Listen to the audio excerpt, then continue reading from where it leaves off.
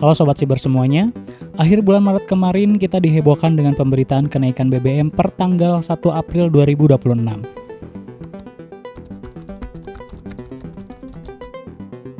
Berita tersebut tersebar di mana-mana di seluruh platform media sosial. Tentu dengan menyebarnya pemberitaan tersebut mengakibatkan terjadinya kepanikan massal di masyarakat. Mengingat memang akhir-akhir ini kondisi geopolitik yang sedang tidak stabil. Perang Timur Tengah, krisis global, dan juga kenaikan harga BBM di berbagai negara. Hal ini mendukung terjadinya kepanikan massal di mana masyarakat langsung turun ke SPBU untuk memborong BBM karena takut harganya naik per tanggal 1 April 2026. Inilah situasi antrian pengisian BBM di daerah Kota Medan malam ini.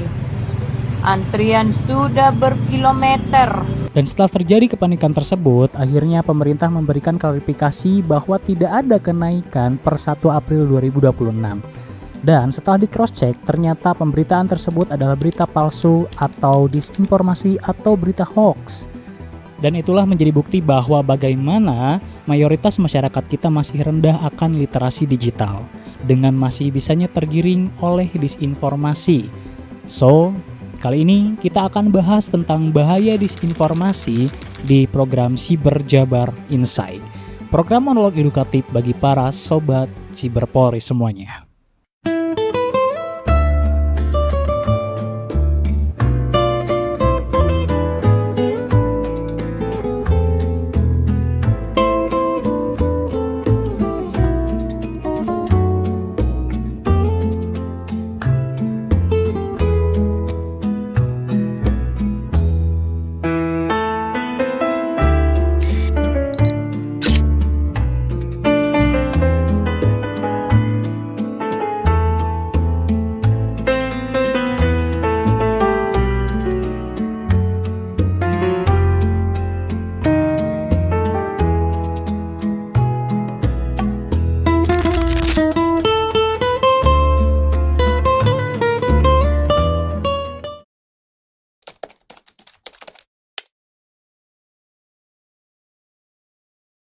Bapak dan Ibu sekalian, disinformasi bukan hanya soal informasi yang salah. Lebih dari itu, ia bekerja karena cara otak manusia memiliki celah, di mana terkadang kita tidak begitu teliti dalam berpikir atau memproses sebuah informasi. Jadi sebetulnya persoalannya bukan pada pintar atau tidaknya seseorang Bapak Ibu semuanya, melainkan pada kebiasaan berpikir masyarakat kita yang terkadang sering mengambil jalan pintas atau jalan instan dalam mencari sebuah kesimpulan dari informasi. Dan hal itu bahkan sering terjadi tanpa kita sadari. Ada beberapa faktor yang menyebabkan Bapak dan Ibu semua mudah sekali menjadi korban hoax atau korban disinformasi. Yang pertama, confirmation bias. Apa itu confirmation bias Bapak dan Ibu sekalian? Pada dasarnya, manusia cenderung lebih mudah menerima informasi yang sejalan dengan apa yang dia yakini. Dan sebaliknya, menolak informasi yang bertentangan dengan apa yang kita yakini.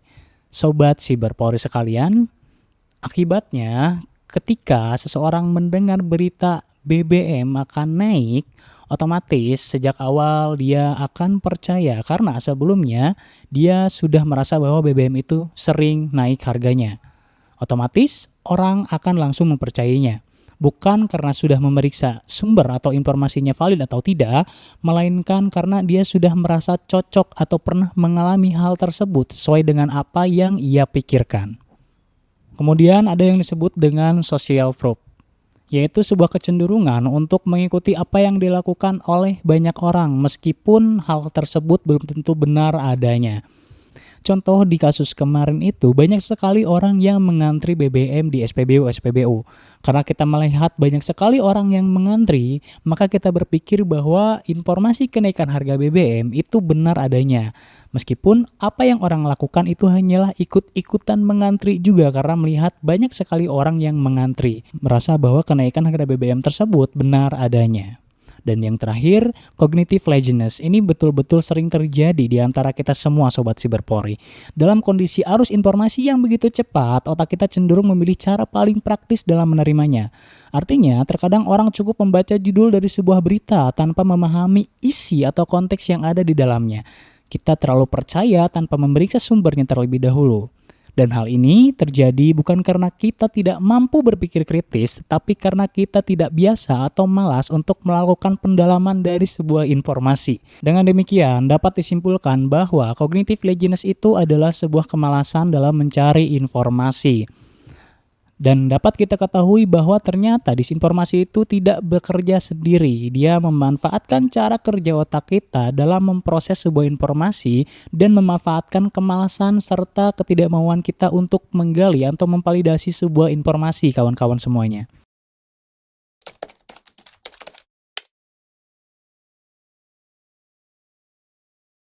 Sobat Siberpori semuanya, disinformasi tidak menyebar secara acak. Ia bergerak melalui 3 hal. Yang pertama adalah bentuk dari sebuah konten, kemudian teknologi yang digunakan, dan yang terakhir adalah perilaku dari penerima informasi itu sendiri. Sobat Siberpori, dari sisi konten, terkadang informasi yang singkat, emosional, dan provokatif jauh lebih mudah diterima oleh sebagian besar dari kita semua dibandingkan konten penjelasan yang panjang dan cukup kompleks. Oleh karena itu, potongan video dengan judul sensasional yang kadang dilebih-lebihkan atau narasi tanpa konteks cenderung lebih menarik perhatian kita semua. Akibatnya, orang lebih cepat membaca, percaya, lalu menyebarkan tanpa sempat memahami isi informasi tersebut secara utuh, Sobat Siberpori semua. Lalu, dari sisi teknologi, platform seperti WhatsApp, TikTok, Facebook, dan Instagram memungkinkan distribusi informasi menjadi lebih sangat cepat. Dalam waktu singkat, satu pesan bisa menjangkau banyak sekali orang dan mempercepat proses penyebaran berita disinformasi tersebut. Sementara ketersediaan konfirmasi informasi yang benar belum tersedia, sehingga lebih kuat penyebaran disinformasinya ketimbang ketersediaan klarifikasi dari kebenaran informasi tersebut. Yang ketiga, dan ini yang sangat penting, adalah dari sisi proses penyebarannya, Sobat Siberpori semua. Setiap kali informasi dibagikan ulang, selalu ada potensi perubahan. Informasi bisa dipotong, ditambahkan opini pribadi, atau bahkan yang lebih parah, diubah konteksnya. Akibatnya, versi yang beredar seringkali berakhir menjadi sebuah versi yang jauh dari keaslian informasinya atau keaslian sumbernya, baik secara makna ataupun tujuan dari informasi tersebut. Dan itu adalah hal yang paling berpengaruh dari sebuah disinformasi, yaitu penyebarannya.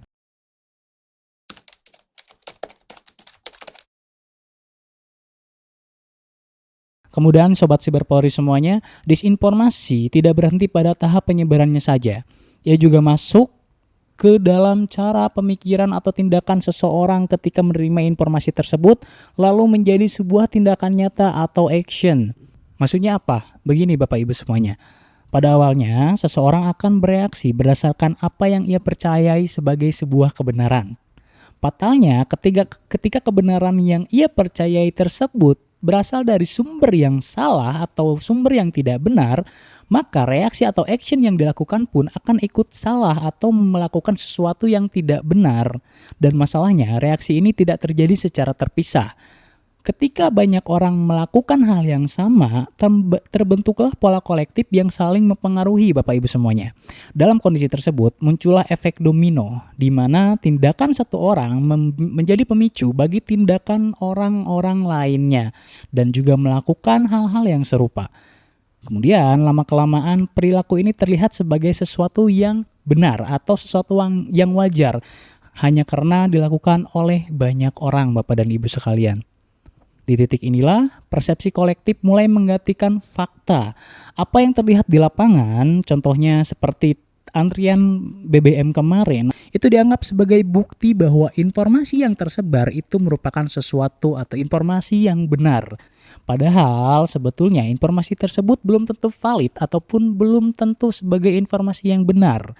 Tapi karena hal itu terjadi, maka terbentuklah sebuah siklus yang terus berulang Bapak Ibu sekalian.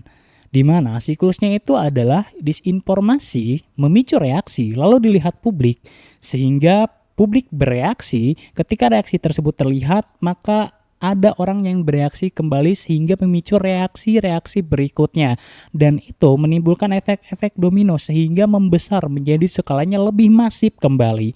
Sobat Siber Polri sekalian, siklus ini membuat disinformasi semakin kuat. Karena setiap tahap saling menguatkan tanpa pernah kembali ke proses verifikasi informasinya. Dan pada akhirnya, realitas sosial bukan terbentuk atau tidak terbentuk dari sebuah fakta yang objektif, tapi terbentuk dari efek domino di mana ketika seseorang melihat orang lain melakukan sesuatu yang belum tentu benar adanya. Dan konteksnya tidak hanya terjadi pada saat kejadian isu kenaikan BBM pada awal April kemarin. Dulu pada saat COVID-19 kita masih ingat di mana orang-orang memborong masker untuk mereka simpan, atau orang-orang memborong sebuah produk susu kaleng karena takut kehabisan stok hanya gara-gara sebuah disinformasi. Sobat Siber semuanya.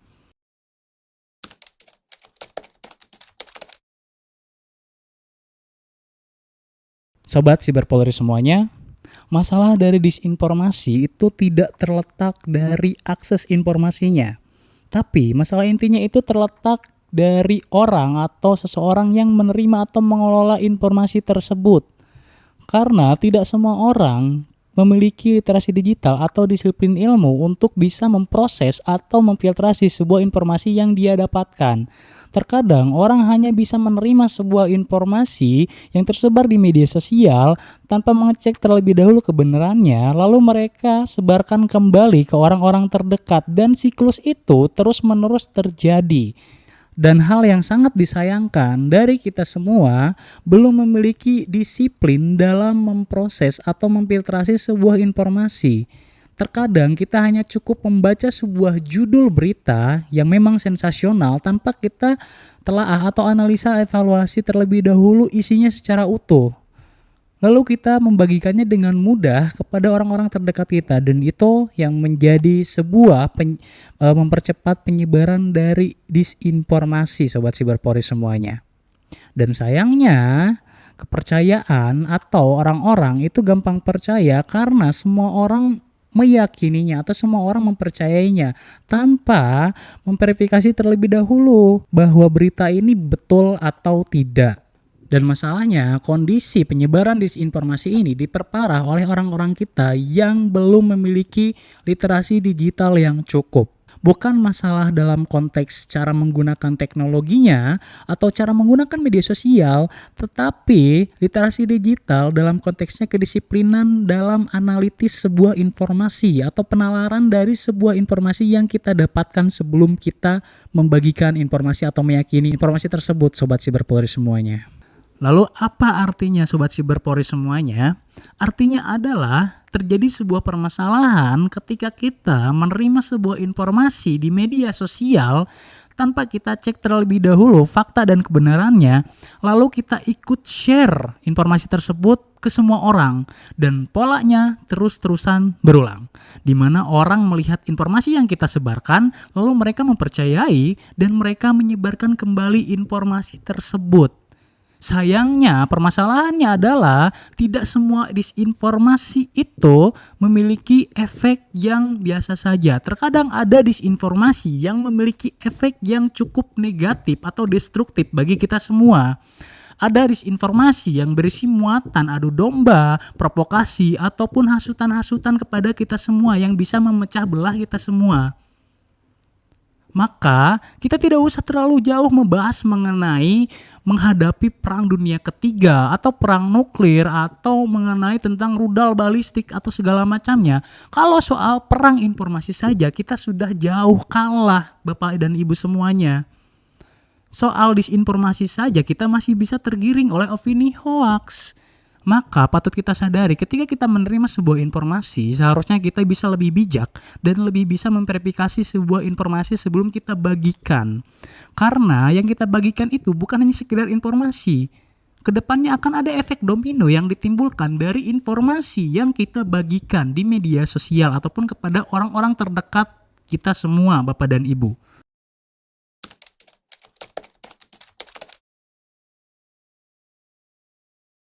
Kemudian Bapak dan Ibu semuanya, disinformasi tidak hanya tentang siapa yang membuat informasi tersebut, Justru yang paling berpengaruh itu adalah siapa yang menyebarkannya. Orang yang menyebarkan disinformasi artinya dia memperpanjang atau memperkuat informasi tersebut supaya bisa menyebar lebih jauh. Begitu. Akibatnya banyak berita, banyak informasi yang tersebar di media sosial yang bahkan sumbernya kita tidak tahu itu valid atau tidak. Bahkan banyak sekali akun-akun media sosial yang mengatakan media itu menyebarkan informasi-informasi yang belum tentu valid adanya. Belum tentu bisa terverifikasi begitu. Sementara patut kita sadari, Sobat Siberpoli semuanya, patut kita ketahui bahwa dalam menyebarkan informasi kita memiliki konsekuensi atau memiliki batasan hukum di dalamnya. Kalau kita membahas tentang konteks hukum dan sosial, menyebarkan informasi itu diatur dalam Undang-Undang Informasi dan Transaksi Elektronik yang ada di Indonesia. Dan itu ada hukumnya. Maka kita harus bisa lebih bijak dalam menyebarkan sebuah informasi atau membuat sebuah informasi, karena kita bertanggung jawab atas apa yang kita sebarkan di semua orang, kepada semua orang di media sosial. Begitu Bapak dan Ibu semuanya.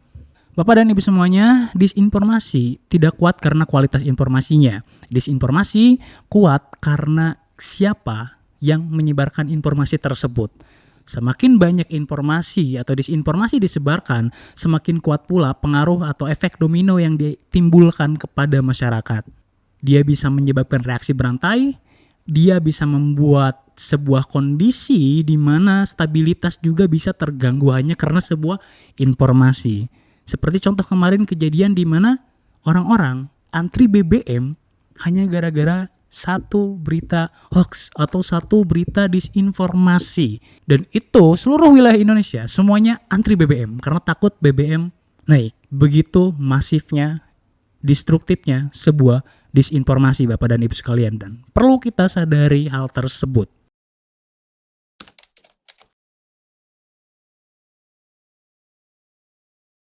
Sobat Siberpolri semuanya, di tengah arus informasi yang begitu masif dan begitu cepat, alangkah baiknya kita harus selalu bisa memfilter apa yang kita dapatkan. Alangkah baiknya kita harus bisa bijak. Kita harus bisa menjadi seseorang yang stop atau berhenti menyebarkan sebuah informasi yang belum terverifikasi benar atau tervalidasi kebenarannya. Sobat Siberpolri semua, mari kita tingkatkan literasi digital dan jangan jadi bagian dari orang-orang penyebar disinformasi. Karena pada akhirnya, hoax menyebar karena tergesa-gesa dan kebenaran datang dari orang yang teliti dan waspada. Selalu baca dan verifikasi setiap informasi, jangan percaya opini, cek fakta berkali-kali agar tidak menjadi penyebar sebuah ilusi. Saya Riksa Sidik, sampai jumpa di Siberjabar Insight episode berikutnya.